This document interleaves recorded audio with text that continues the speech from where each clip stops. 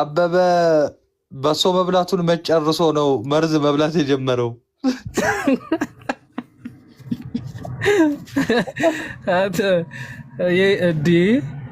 ይካሄድብሃል እኮ ነው የምልህ እንደ ጉድ። ሰው እንዴት በፕሮግራም ሰው እንዴት ለመዋረድ ላይ ይከብዳል። በፕሮግራም በትክክል ማለት ደግሞ አንድ የተደወለልኝ ብለህ ለመዋረድ ማለት ስነ ስርዓት ተዘጋጅተህ ሰዓት ላይቭ ገብተህ እንዴት ትዋረዳለህ? አይ ስማ፣ አረ ዛሬ እነ ኪዩ ጋር በጣም በጣም በጣም እየሳቅን ነበረ። በነገራችን ላይ እንዲህ በጣም የሚገርም ቀልድ እኮ ነው። ቀልድ የተቀላቀለበት ወንጀል እንዲህ ወንጀልም ቀልድም እንዴት በቀለሜ ሁለቱም ይቻላሉ። የሚገርም ወንጀል እየሰራ ይቀልዳል። ደግሞ አብረውት ያሉት እንትኖች ናቸው እንጂ ቀብር አስፈጻሚዎች። አይዞ በርታ፣ ወዳጅ ልታጣ ትችላለህ። አይዞ አንተ የደረቱት ራሱ ተሰምቶኛል። ከዛ ከዳጊ አካባቢ ደረቱን ሲቀል ደረት ሰረቀ እኮ ነው ደግሞ አጽናኟ ሰረቀ ሰረቀማ ጌም መስሎታል። እንትን ቅጣት ጌም ላይ ሲቀጡ አልቅስ የተባለ አይዞ እኔ ጋ ግላብ አለ በኋላ ስናሸንፍ እሰጠዋለሁ አለ። አይዞ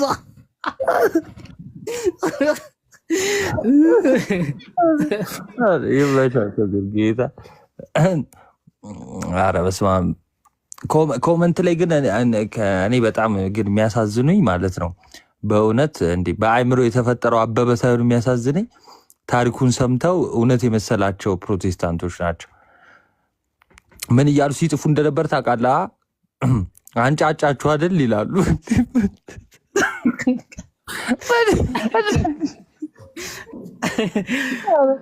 ይሄ ነው ልክ ሐዋርያው ቅዱስ ጳውሎስ ምን አዚም አድርገውባችሁ ነው እንዳለው።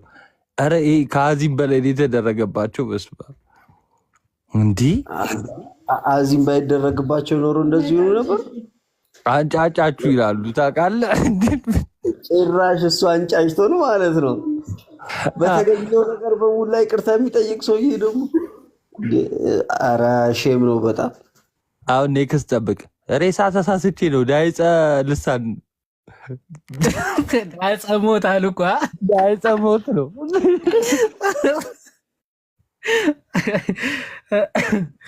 ዳይፀ ሞት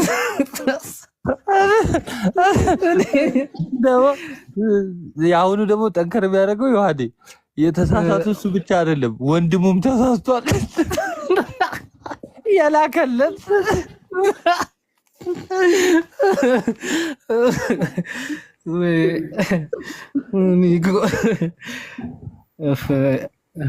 ብቻ ዛሬ በጣም በጣም ቀናችንን እውነት አሳምራችሁታልና በጣም እየሳቅን ነበረ የዋል ነው በእውነት። ያ የእውነት እሱ ባይኖር ኖሮ በምን ዝናና ነበር። የምር ቲክቶክ በጣም ነበር የሚደብረን እኮ። ኧረ የምር ይደብረ ነበረ። ዛሬ እንደ ዛሬ በጣም ደስተኛ ሆኜ የዋልኩበት ቀን የለም። ዮሐዴ ሳይውል ሳያድር እኮ አይነገርም ለሱ። ሰዓት ሳይቆጥር ሰከንድ ሳይቆጥር እየተናገረ ውሸት መሆኑ ተጋልጧል። እታች ኧረ ውሸት እያሉ ነበር። አንድ እያወራ ራሱ እኔ መዋረድ የማይሰልጅ ምን አለ አንድ ሳምንት ብትቆይ አንድ መጽሐፍ ሲያቦካ ከርቦ ታርሞ ሳያልቅ እንዲህ መለስ ሙሉ ታሪክ ጭራሽ ይስታል። ያለፈው በከፊል ነበር። በሙሉ ሳተው ጎበዝ ሙሉ ታሪኩ ሰዓት ሚኮ ኧረ እንዴ ይሄን ወር እኮ ቶ በቃ ይሄን ወር አንዴ ተሳስተሃል ቶ ሲባል እንዴት ያችለኛል ጎበዝ። አንድ ልድገምበት እንጂ ኧረ ጨምሬ ልምሳሳተው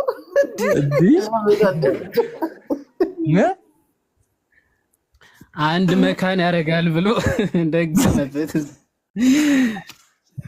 አይ አሁን ቀጣይ ምን ይሆን ደግሞ የሚለውን እስቲ እናወራበታለን። ደግሞ በቀጣይ ረስ ቀጣይ ደግሞ ምን ይሳሳት ይሆን የሚለውን ማለት ኧረ ቤቲንግ እንዳንጀምር እዚሁ አባ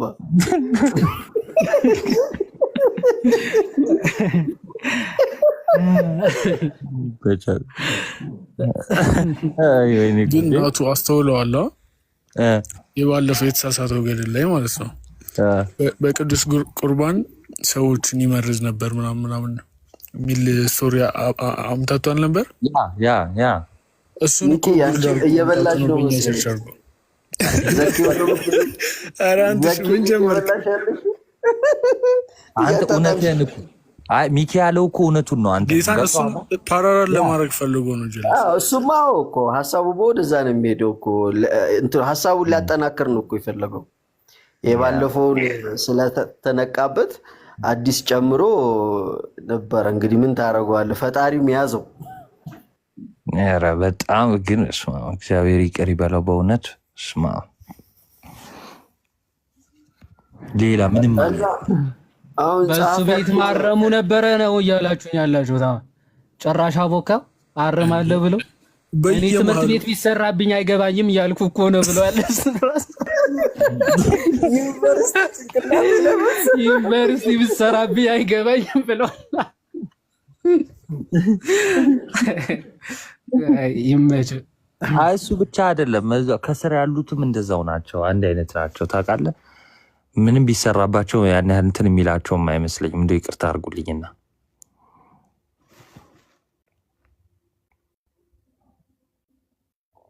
አዎ ዘይዶን ኬርኩ ባለፈው እያነበቡ ሲስቱ ዝም አሉት። ይቅርታ ሲጠይቅም እኮ ዝም ነው ያሉት። ያው እሱ ያመጣቸው የሆነ ፋብሪኬት ያደረጋቸው አንድ ሁለት ሀሳቦች አሉ። እንደዛ ሲጨምር አበረታቱት እንጂ ዝም ነው ያሉት። ይሄኛውንም ሲስት እንግዲህ የኡበር ሹፌሩ እኮ አብረን እንነዳ ነበር ማለት እኮ ነው የቀረው። ያ የኡበሩ ሹፌር አላ ዘማሪው አብረን እንነዳ ነበር ማለት እኮ ነው የቀረው። ከአበበ ጋር ነው ቀድሞ ስቶሪውን ቆለፈበት። የለም የገጠር ሰው ነው ሲል አበላሸበት እንጂ ኢንቮልቭ ልታደርግ ነበር ስቶሪው ላይ። የገጠር ሰው ባይሆን የገጠርም ሰው አይደለም እኮ የገጠር አውራጃ ሰው ነው። አራቱ አውራጃ ተልከሰከሰች ፓፓ። እንዲህ ነው እንዲህ አውራጃ። ስማ ሰው ግን በጣም አስፍቶ እዛ ዮሐዴ ቃለ እዛ የነበሩት እኮ ራሱ እነ ዳጊም ኧረ እናውቀዋለን ብለው ወሬውን ሊቀጥሉት ነበረ። ሰውየው ነግዶ ወደ ሰሜን አልከተተባቸውም። መልሰው ወደ አዲስ አበባ አሉት። ወደ አዲስ አበባ ከዛ እሱ ጀግናው አይደለ ያው አዲስ አበባ እመጣለሁ እያለ ይነበራል። ጀግናው ወደ አዲስ አበባ ስመጣ እንዳንተ ነው መሆን ፈልገው። አይ ጀግናው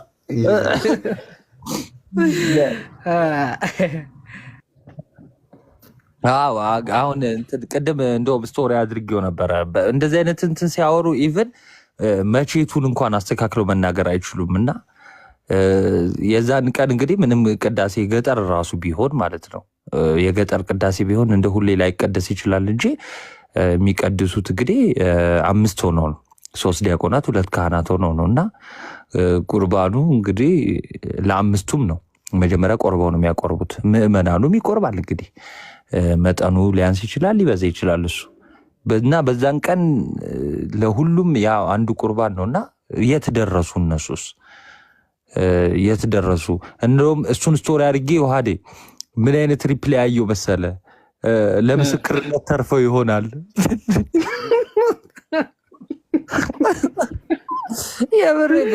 ሰው ይቀልዳል። እኔ ታሪኩ በጣም የተመቸኝ ማለት ነው ይሄ እንዳለ ሆኖ ማለት ነው ሰው ሁሉ ጨርሶታል በሱ አካሄድ። እንግዲህ እኔ በጣም የገረመኝ ታሪክ ግን ቆርቦ ከዛ በኋላ ሄዶ ደጀ ሰላም በልቶ ግን የገደለው የቁርባን እርግጠኛ ናቸው የቁርባኑ ነው የገደለው። እውነትን እኮ ነው ይሄ ራሱ። ይህን ያህል ጥላቻችሁን ግን በጣም ነው የሚከብደው። ዮኒ ግን ተሰምቷታል።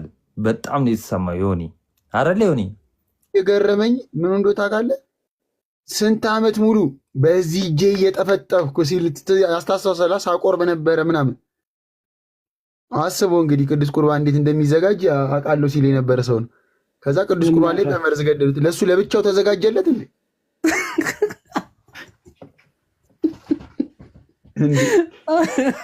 ከዛ ሁላ ተዘጋጅቶለት ነው። እኔ ግራ ገባኝ።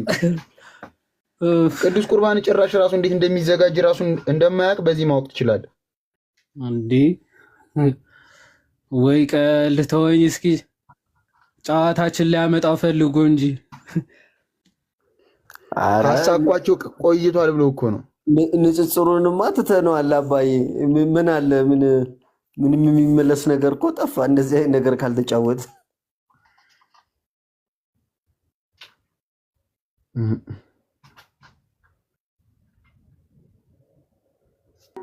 እስኪ አንድ ተጫወቱ። ናቱ ሌላ ስልክ የለም?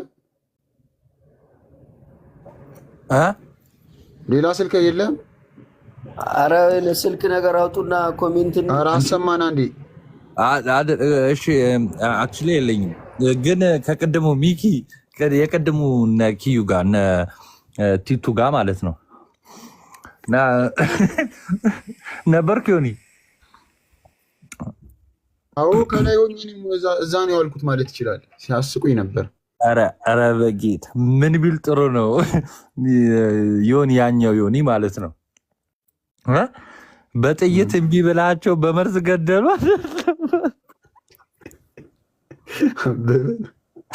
በጥይት እምቢ ብላቸው በመርዝ። ኧረ ይመቻችሁ ግን እግዚአብሔርን፣ የሳቃችን ምንጭ ናቸው። ገና አሁን ዶክመንተሪ እየተሰራበት ነው የአበበ ግድያ ከተዘጋው ዶሴ ላይ። እኔ ራሱ እኮ የረሳሁትን ካርታ እነሱ ቤት ሂጅ እኮ እያስታወስኩ ነው። ክሬዚ ይሁንልህ ወይስ ኮንከር ዲያቆን?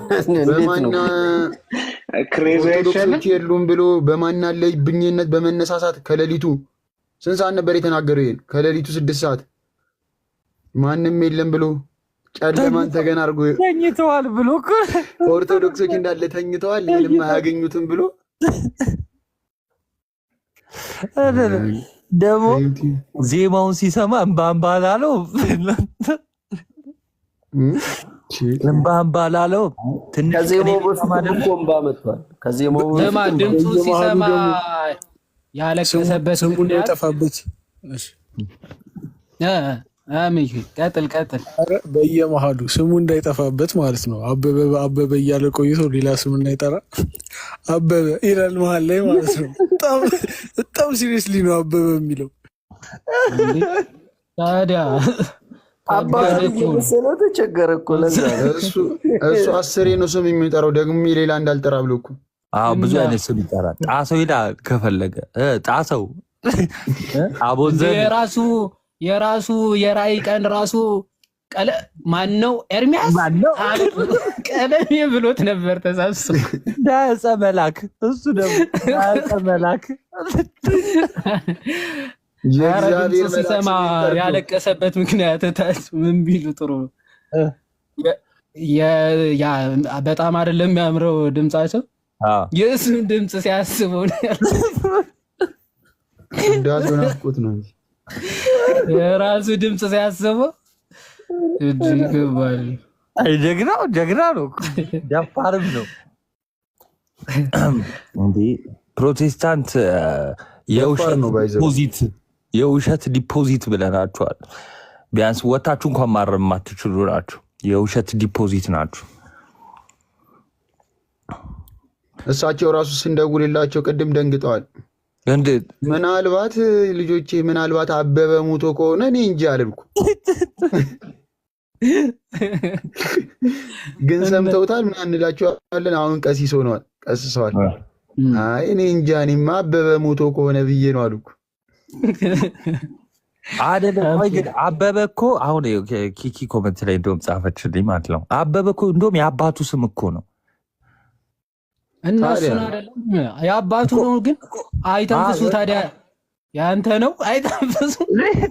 አይ ከስሙ ጋር አብሮ ቀይሮት ካልሆነ ኖ ቀለመወርቅ አይተንፍሱ አበበ ነው ስሙ ነው። ቀለመወርቅ አይተንፍሱ አበበ የብቻው ነው። ቀለመወርቅ አይተንፍሱ አላጠረም ትንሽ አይደለም የእሱ ቀለመወርቅ ነው። የአባቱ አይተንፍሱ ነው። የአባቱ አይተንፍሱ የአያቱን አበበ። አሁን ግን የአያቱን አመጣና ለራሱ ስም አውጥቶ አገጣጠመው። ስለዚህ የአያቱን አባት ነው የምንፈልገው ማለት ነው። ሜቢ ጉልላት ከሆነ አበበ ጉልላት ነው የሚሆነው። እሱን ችግር የለውም እኮ አንድ ሳምንት ጠብቀው ደግሞ የሆነ ነገር ሲያወራት ይይዘዋል። ጀግና ነው። የአያቱን ለቅሶ በቲክቶክ አስለቀሰ። ይመቸው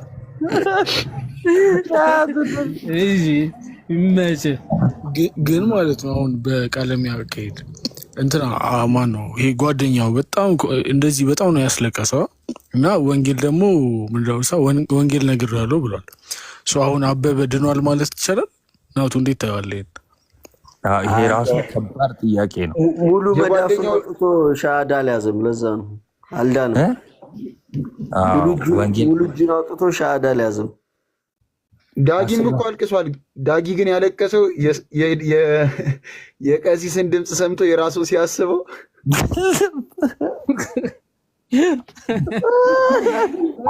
አጋዘን ትዝ ብሎት ነው የምትለኝ? ይህን ድምፅ ለዘፈኔ ባገኘው ብሎ ነው። ይህን ድምፅ ለዘፈኔ ባገኘው አለ።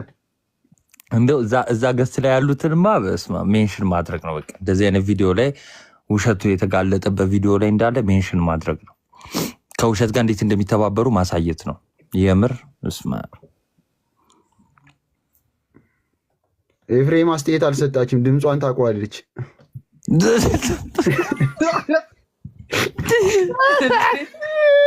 ኤፍሬም ብትሰጥማ ሌላ ጋር አይደለም የሚሄደው። ማን ነበረ የሚቀጠቅጠው? አጋዘን እያለ 13 ዓመት ሙሉ ዘፍነ ታዲያ እንደ አጋዘን ነው ትላለህ። አጋዘን ድምፅ እያወጣ ብሎታል። አስተያየት አትሰጥም እሷ። በድምፅ ዙሪያ ምንም አስተያየት አትሰጥም እኮ ትታለች።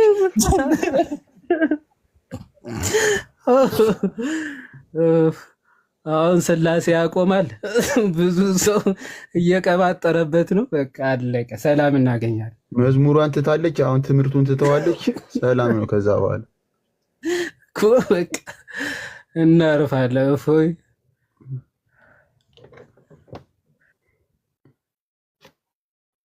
እሷ የምታወራውን አታውቅም። አሁን ይሄኔ ብትሰማው ኖ ይሄማ የራሴ ቅዳሴ ነው የሚለው የሆነ አዲስ ነገር ስትነግራት ይሄማ የኔ ትምህርት ነው ትል የለ ኖ የራሴ ቅዳሴ ነው የምትለው። ይሄ ከኤፍሬም ባለ ጊዜ ቅዳሴ ነው እንዳይ አእምሮን የባረከለት ልጅ ይሄን እንዴት አላገኘው? ሰማ ሁለቱ ሲነቋቆሩ አታስታውስም እንዴ? ዮኒ ዮሐዴ ሁለቱ ሲነቋቆሩ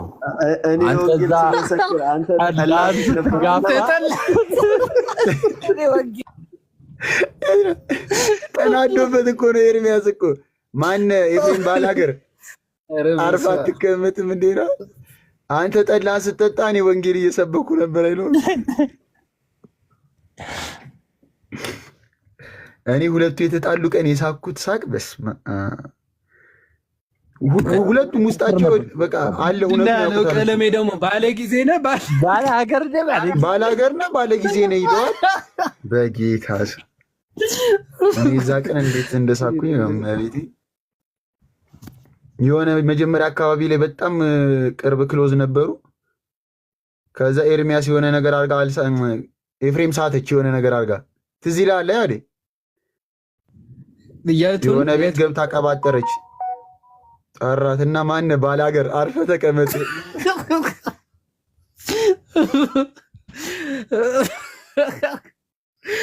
ኦኬ ከእንትን ከልጅ ሰሶች ጋር መሰለ ያ ከልጅ ሰስ ጋር ነው ማይሆን ትምህርት አስተምራ ስመጣ ማን ባላገር ኤፍሬም አርፈ ተቀመጥ ይባል። ኤፍሬምም ተናደደ። ኤፍሬም ባላገር ነው። ኤፍሬም ባለ ምንድነው ተናደደ እኮ ኤፍሬምም። ከዛ ይዛኔ ኤርሚያስ በልበል ስነ ስርዓት አንተ ጠላን ስትጠጣ እዛ አሰንበቴ ቤት እኔ ወንጌል እየሰበኩ ነበር አይደል? ስትገፍ ነው ምናምን ነው አንተ ረገስም ተቀጣቀጡ። የዘኒ ቶቶ የምን ቴክስት ነው? አረ ቪዲዮ አሳዩ። ሁለት ስልክ ያላት መታለች። ማማዬ ሶስት ስልክ ነው ያላት። ማማዬ መታለች። ሶስት ስልክ ነው ያላት ማማዬ። አንዱ ለእስልምና፣ አንዱ ለፕሮቴስታንት፣ አንዱ ለእስልምና፣ አንዱ ለፕሮቴስታንት፣ አንዱ ለክርስትና። ሶስት ስልክ አላት። መልክፈትላችሁ ሰላማችሁ ይብዛ። እንዴት ነው አቤኒ? የቀለሜን ለቅሶ አሰሚኝ። አይ ድምፅ ያስታውቃል። ራሷ ለቅሶ ቆይታ ነው የመጣችው። ወይኔ ወይኔ እያለች ይቅርታ አንዴ ሄርሜላ አውጣ ጋይስ። ወንድማችን ዘግይተን የመጣ የእዝን ጉንጉን አበባ አምጣ። መጀመሪያ አበባ የጉንጉን ያስፈልጋል። ዝም ብሎ መግባትማ እንዴት ይሆናል? አንድ ትልቁ ላይ አድርጉኝ እስኪ። ከባድ ነው ጊዜው።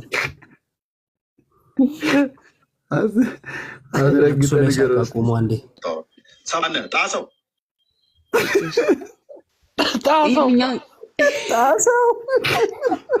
የመጣሰበት ነው።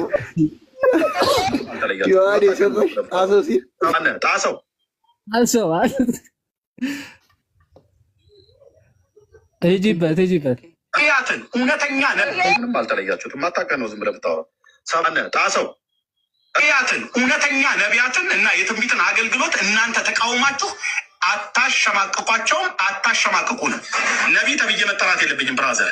ያው የትንቢት መንፈስ ግን በእኔ ላይ እንደሚሰራ ሰው ጉባኤ እግዚአብሔር አስብል ቸርች በነበርኩበት ሰዓት ላይ ፈረንሳይ ሊጋሶ የተከራቸ ይዛ ቀበሌ 07 አንዲት እህት ጌታን ተቀብላ ነበር። እኛ ቸርች ፓስተር አላዛር ነበር ያኔ መርጌታ ታውቃለህ፣ እና እሱ ነበር እያስተምር የነበረውና ያኔ ጌታን ከተቀበሉ ሰዎች መካከል ናቸው። ቤተክርስቲያን ወንጌል ስርጭት ክፍል ኃላፊ ስለነበር ዲሊቨራንስ እና የካውንስሊንግ የምክር አገልግሎት እንሰጣለን። እና ስጠይቃት አንደኛ አይቶ ቤቴ ፈረንሳይ ነው አለች። እና በጣም የክፉ የመናፍስት ኃይላት ቤተሰቦቿን ጨርሶባታል። እናቷን ሽቶ ነበር የሚያስጠጣት የነበረውና ፈርታ ጌታን ተቀበለች። እሷ በኋላ ላይ ፈርታ ማለት ጌታን ተቀበለች፣ ፈርታ አይደለም ጌታን የተቀበለችው። ወንጌል ሲሰበካት ጌታን ተቀበለች፣ ሰማች ያላዛርን ስብከት። ከዛ ከጉባኤ ጌታን ከተቀበሉ ሰዎች መካከል ናቸው።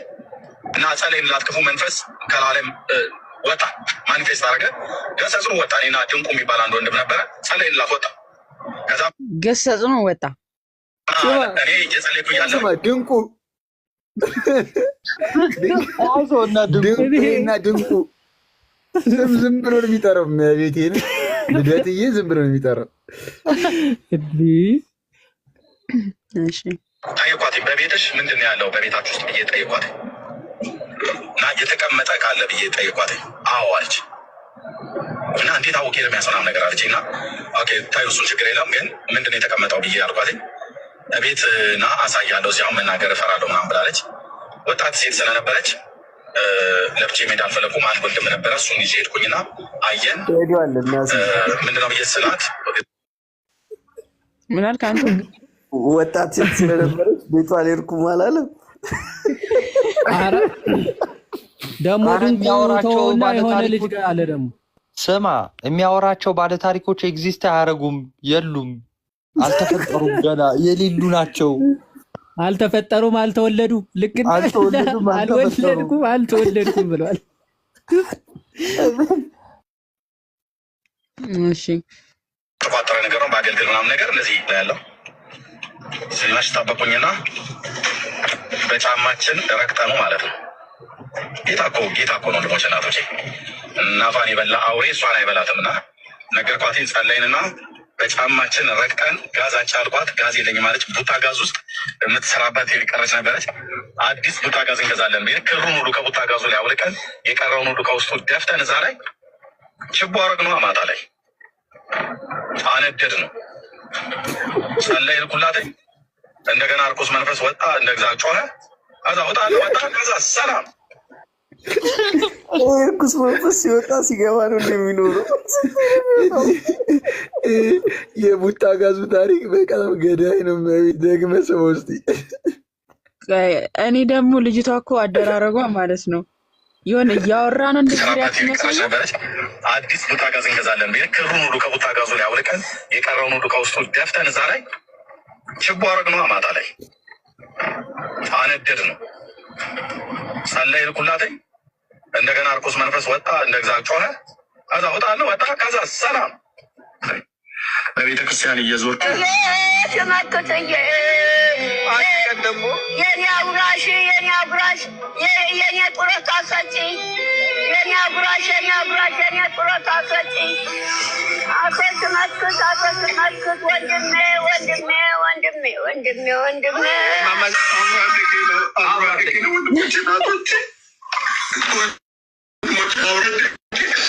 አብረን እኩል ቀን አንድ ቀን ድቁና የተቀበልን አብረን የቀደስን አብሮ አፈርፋይቶ ያደገ በአንድ ወንዝ ላይ ያደግን ከአበበ ጉልላት ይባላል። ወይ ዲያቆን በትረ የዛሬው ቀሲስ በትረ ነው። ይሄ ድምፃዊ የዮሐንስ ወልደ ነጎድጓድ ዲያቆን የነበረ አሁን ቀሷል። ምንድን ነው ከዛ ጨዋታ እንትን ትላላችሁ ትቀጥላላችሁ ትላል። እሺ አይ እዚህ ውስጥ ፕሮቴስታንቶች ልትኖሩ ትችላላችሁ እና እኛ ይሄው ክርስቲያኖች መልእክት እናስተላልፍላችኋለን ማለት ነው። እንግዲህ እንደሰማችሁት ቤተክርስቲያኗን የሚያጠለሽ ነገር ሲነገራችሁ በተለያየ አይነት ታሪክ ቆይታችኋል እስካሁን ማለት ነው።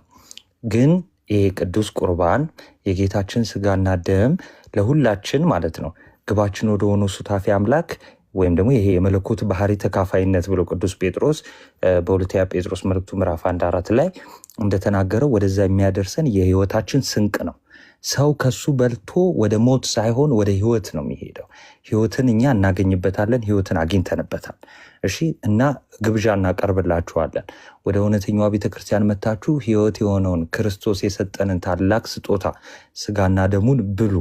እርሱን አምነን የምንቀበለው እውነተኛ ስጋና ደሙ ህይወት የሚሰጥ እንጂ አባቶቻችን በልተው እንደሞቱት ሞትን የሚያስከትል ሞትን የሚያመጣ አይደለም። ኦኬ በክርስቶስ ስም ባይዘዌ ቅዳሴውን የተመለከተ ሰው ቅድም ዮኒ ብሎታል። ቅዱስ ቁርባኑን አዘጋጅ ነበር እንደዚህ። ይሄ የውሸት መሆኑ በራሱ አንደበት ሰው እየተጋለጠ ይሄዳል ማለት ነው። ምክንያቱም እንኳን አይደለም ህብስትና ወይኑን ማዘጋጀት ቀርቶ ቅዳሴውን የሚያውቅ ሀበነ ተብሎ መንፈስ ቅዱስ ተጠርቶ አብ ተጠርቶ ወልድ ተጠርቶ የሚባረከውን ወደ ክርስቶስ ስጋና ደም የሚለወጠውን ያን ህብስትና ወይን ሞት ያመጣል ብሎ መናገር ራሱ ትልቅ ኃጢአት ነው እና ወንድማችን ቀለሜ ኤርሚያስ ከቻልክ ንስሐ ግባ።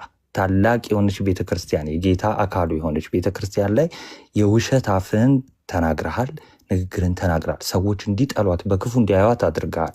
እኛ ግን ምንም ብትናገሩ ምንም የክርስቶስን ሞትና ትንሣኤ የምንመሰክርበትን ይህን ስጋና ደም ህይወት እያገኘንበት መሆኑን እንናገራለን፣ እንመሰክራለን። እናንተም ወደ ህይወቱ ነው። ለማንኛውም እግዚአብሔር አምላክ ይቅር ይበላችሁ፣ ልቦና ይስጣችሁ ምናምን። እናንተም ሰዎች ደህና አደሩ። የሰላም ሌሊት ይሁንላችሁ።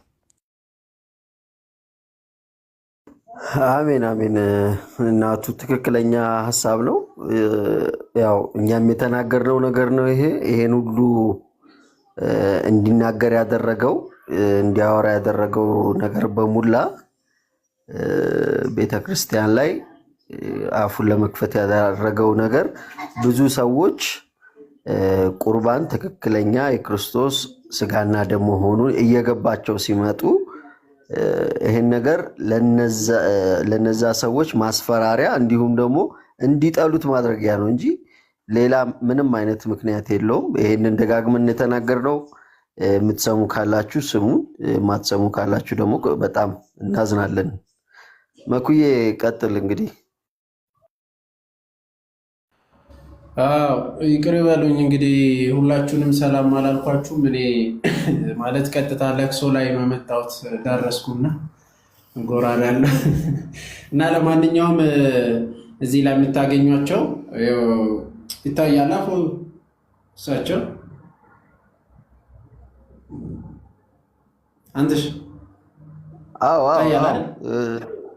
ጥቁር ልብስ የለበሱት የክህነት ልብስ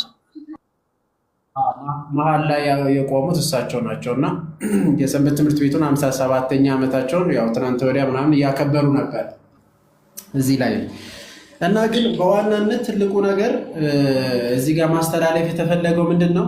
ሰዎች በደንብ አስተውሉ። በገላት መጣ።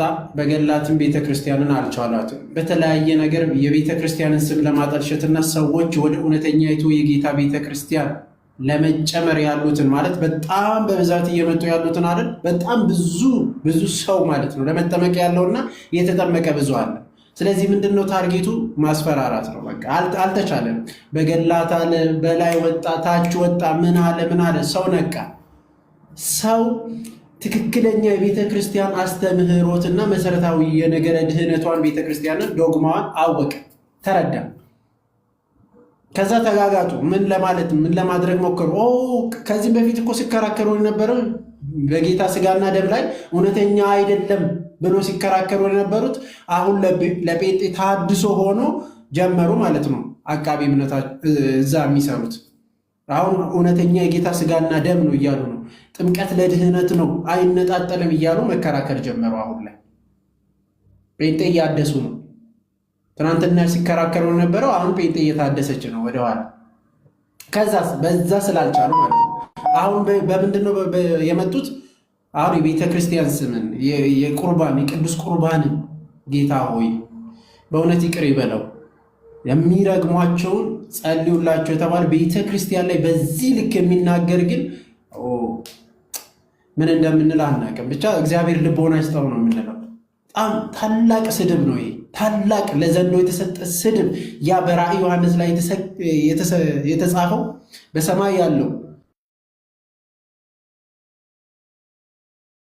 የተነሳ እንደዚህ አይነት ዘንዱ አውሬው ማለት ዲያብሎስ ነው። አሁን እንግዲህ ሰው ላይ አድሮ እንደዛ የሚያደርገው እንጂ ሰው ከራሱ ተነስቶ የጌታ ስጋና ደምን እንደዚህ አይሳደብም፣ እንደዚህም ልለም አይችልም። በቤተ ክርስቲያን እኮ ከመጀመሪያው ቅዳሴ ሲገባ ይህን ያህል ሰዓት፣ እቺ ሰዓት ምን ያህል የምታስፈራ ሰዓት ናት ብሎ ነው የሚጀምረው ካህኑ።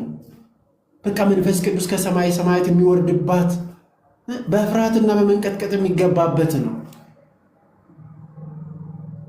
በመንበሩ በፊት በክብር የሚሰገድለት ለጌታ ለኢየሱስ ክርስቶስ እንደዛ አድርጋችሁ ብላል መርዝ ምናምን በጌታ በኢየሱስ ክርስቶስ። ይሄ ምን ያህል ስድብ ነው ጌታ ቤተክርስቲያን ላይ እና ከቀይ መስመር በላይ ያለፈ ነገር ነው። እና ለማንኛውም በዚህ አይነት ልክ መታችሁ የቤተክርስቲያን ወይም ሰዎች ወደ ቤተክርስቲያን እንዳይጨመሩ ማድረግ አትችሉ፣ አይቻልም። በቃ በውሸት አይቻልም። ተናገር እውነቱ አይደለም ተናገር ውሸቱ ነው። ስም ያው መልክ ተቀይሮ ማለት ነው። መቼም እውነት አላየንም ሰምተንም አናቅም ካንተ። ያው ውሸት ደግሞ በግልጽ ሲመጣ ያው ካህናት አባቶቻችን አሉ፣ ነፍሳቸውም አሉ እስካሁን ዲያቆናትን እና ዞሮ ምንላችሁ ነው በዚህ አይነት ልክ አትችሉም። ታዲያ ቤተክርስቲያንን መሟገት የምትችሉት ይሄው በትምህርቷ ኑ ፊት ለፊት ይሄው በትምህርቷ በነገረ ድህነቷ እስቲ ፊት ለፊት ቁጭ ብሉና ተከራከሩ። ከዛ ውጭ ግን ዝም ብላችሁ በማውራትና ቤተክርስቲያን በማጠልሸት ምንም እንትን የምታደርጉት ነገር የለም። እንግዲህ አንቺ ቀጥሉ ዘርስተል።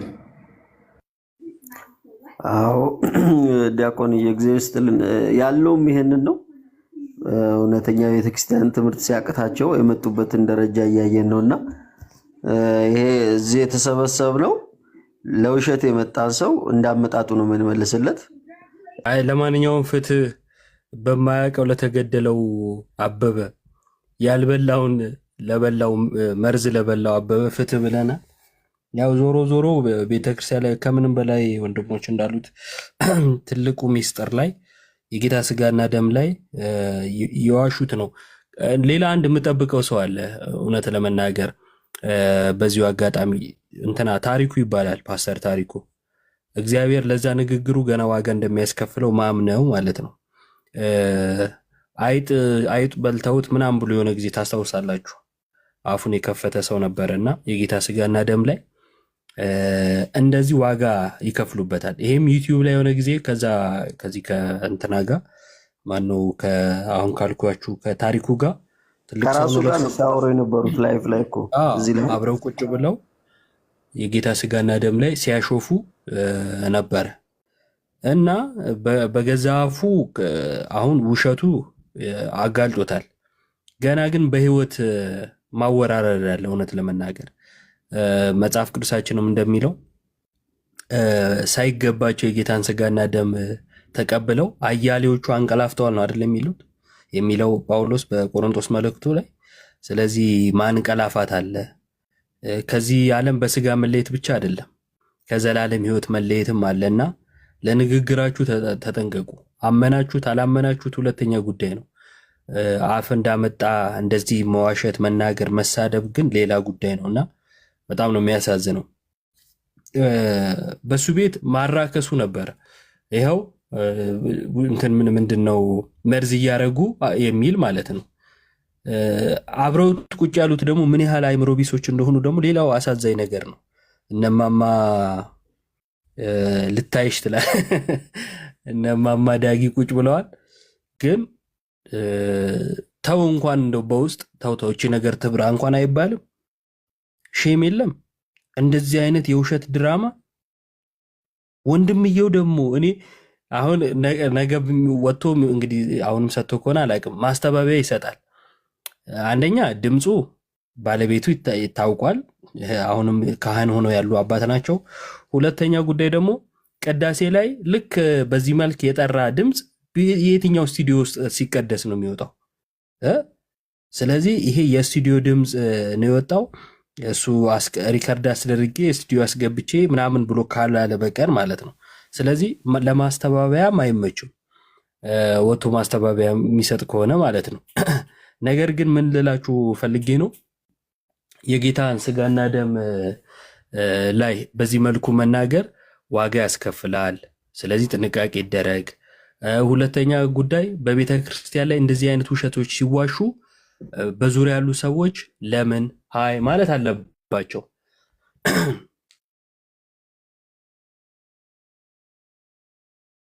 እና በዙሪያ የነበሩ ሰዎች አይዞ ሲሉን የነበሩት ግን ኤርሚ ይሄ ነገር እንዴት ነው? ድምፁ እንደዚህ ነው። አንድ ጥያቄ። ሁለተኛ ሲያቆርቡት ሲቀበል ብቻውን ነው ወይ የተቀበለው? ቀዳሽም የለም። ሰውየው ብቻውን ቀድሶ ብቻውን ነው የቆረበው። ሌሎቹ ቀዳሾች ካሉ አብረው ስለሆነ የሚቀበሉት ራሱን በራሱ እንዳጠፋ ነው የምቆጥረው። አሁን የምርም ሰውየው እንደሚለው ከሆነ ራሱን በራሱ ነው ያጠፋው። ሰውየው ምንም ሰው በሌለበት ብቻውን በልቶ ብቻውን ያውም ደግሞ በጥቅምት መድኃኔዓለም እኮ ነው ማለት ነው ወይ መኩ በጥቅምት መድኃኔዓለም ብዙ አገልጋይ በመቅደሱ በሚሞሉበት ጊዜ ችግር የለውም። ገጠር ቤተክርስቲያን ውስጥ ነው ምንም ሰው የለም እንበልና 5 ቀዳሽ ይኖራል። 5ቱ ቀዳሾች የግድ ይቀበላሉ ከስጋና ደሙ። እሱን ነጥሎ የሚመታ መቅሰፍት ነው እንዲህ ነገር በመርዝ ገደሉት እና በፍጹም የማያስጌድ ለምን አይባልም እንዴ ጋይስ? እዚያ የተሰበሰቡት ነሆለሎች ለምን አይሉም? እና ዛሬ ሃይ አለማለታቸው ከዚህ በፊት ሲዋሽ ኤርሚያስ ተነሳለኝ ምናምን ብሎ አባትን ጥራለኝ ብሎ ሲዋሽ ለሱ መገለጥ ይሰራል። በነገራችን ላይ መልአክ መጥቶ ሲያናግረው ምንም ችግር የለውም። ለሆነ አባት መልአክ ተገለጠለት ከሆነ ግን ከሆነ ገድል ከተነበበ ኑፋቄ ነው። ይኸው አሁን የሰማችሁት ላይ አሁን ያሰማችሁ ላይ ለአንዲት እህት እንቁላል እግዚአብሔር ገልጾላት እንቁላል ውስጥ ቅርፊቱ ተነስቶ ከዛ ለአስኳሉ አሳይቷት ከዛ እስራኤል ሕዝብ እንዳስኳሉ ነው ለኔ አላት የሚል ትርክት እኮ ነው ያወራው። ይሄ ግን ልክ ነው። በቃ ለጴንጤ ልክ ነው። ለምን ቀለሜ ነው ያወራው? እሱ ካወራው ልክ ነው። በዚህ ልክ አይምሯቸው ታውሯል። እዚህ ውስጥ የምትሰሙ 1300 ሰው አለ። 300 ሰው ፕሮቴስታንት ካለ አይምሯችሁን አሰሩት። እውነት ለእነንትና ሲሆን ሐሰት አትሆንም። ሐሰትም ለእነንትና ስትሆን እውነት አትሆንም። የእውነት ሚዛኗ እውነት እንጂ ሰዎች አይደሉም። ለመቃወም ስትፈልጉ ኦርቶዶክስ ከተናገረው ምንም ይሁን ትቃወማላችሁ። የሆነ ፕሮቴስታንት ካወራው ልክ ነው ለእናንተ።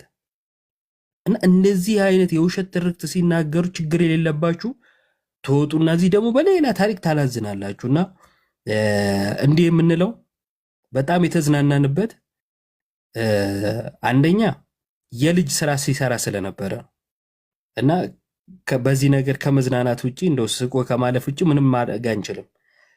እግዚአብሔር እየከፈለ እግዚአብሔር ዋጋን እየሰጠ ስለሆነ ማለት ነው። በአንደበቱ ውሸት እየተጋለጠ ስለሆነ መልእክታችን ግን ለፕሮቴስታንቶች ነው። በቃ ዛሬ ስቀልብ ሊያልፍ ይችላል። እናንተ ግን አይምሯችሁን አሰሩ። ተኮልኩላችሁ ውሸትን እየደገፋችሁ ቤተክርስቲያን ከተሰደበች ከየትኛውም ዋሾ ሰው ጋር እሰለፋለሁ ብላችሁ የተቀመጣችሁ አስቡበት። ሌላኛው ያኛው ማን ነው መሪጌታ ብሎ ስሙን የጻፈው ሰውዬ ነው። እንደ በእውነቱ እንደዚህ አይነት ድምፃዊ ይላል።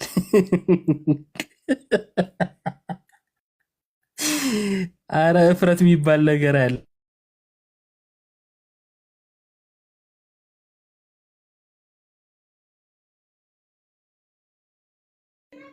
እኔ ጋ ነው ኢዮብ ጋ ነው?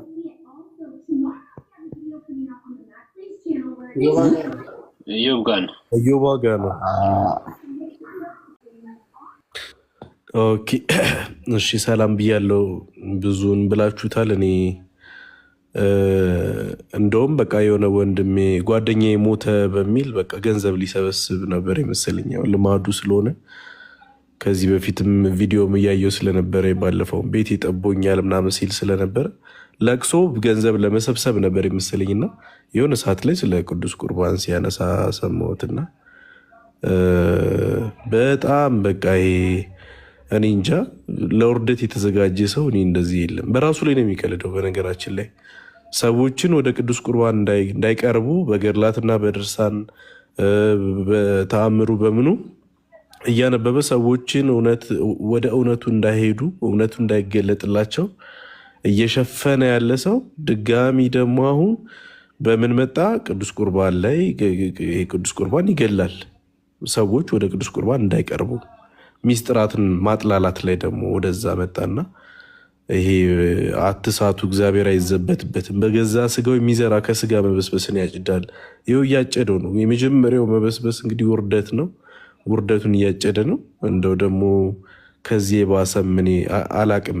ሰው በዚህ ልክ እንደዚህ ሁሉ ነገሩ የሸበተ ሰውዬ በዚህ ልክ ራሱ ላይ ሲቀልድ ያሳዝናልና ጸልዩለት ከቻላችሁ። የምር የድራማ ሰው ነው። እኔ የእውነት ብሔራዊ ቲያትርን ከፍ የሚያደርግ ሰው ነበር። አዲስ አበባ እዚህ ቢሆን በጣም ፊልም ኢንዱስትሪው ላይ በጣም የሚጠቅም ሰው ነበር የሚሆነው። በዚህ ለቅሶ በዚህ መንሰቅሰቅ ያልተፈጠረ ሰው እያበበ ጉልላት ብሎ መምጣቱ በጣም የምር ይሄ ፊልም ኢንዱስትሪው ላይ በጣም ጠቃሚ ሰው ነበረና ሃይማኖት ላይ ተደበቀብን እንጂ ለእኛ ጥሩ ነበረ።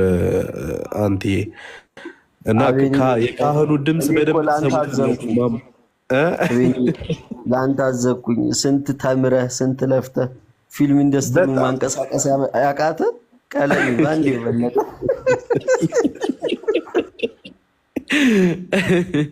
አረኒ በጣም ነው የሚገርሙኝ ካራክተሮቹ፣ የሚጠራቸው ስሞች በቃ የማይደገሙ ስሞች። ጓደኛዬ ወንድሜ ብሎ የሚጠራቸው ስሞች በጣም በቃ በራሱ ምዕናብ ያለ ሰው እኔ አላቅም። እና የካህኑን እንትን ድምፅ ምናምን ቪዲዮ ሼር አድርጌሻለሁ ማማዬ፣ ከቻልሽ ክፈቹ። ሰዎች ውሸት የሚመስላቸው ሰዎች ስላሉ ድምፃቸውን በደንብ በቪዲዮ መስማት እንችላለን። ሼር አድርጌልሻለሁ ማማዬ። እና እንደው ቀለሜ በጣም ወደ ራስ ብትመለስ ጥሩ ነው። ቴንኪዩ አንቴ።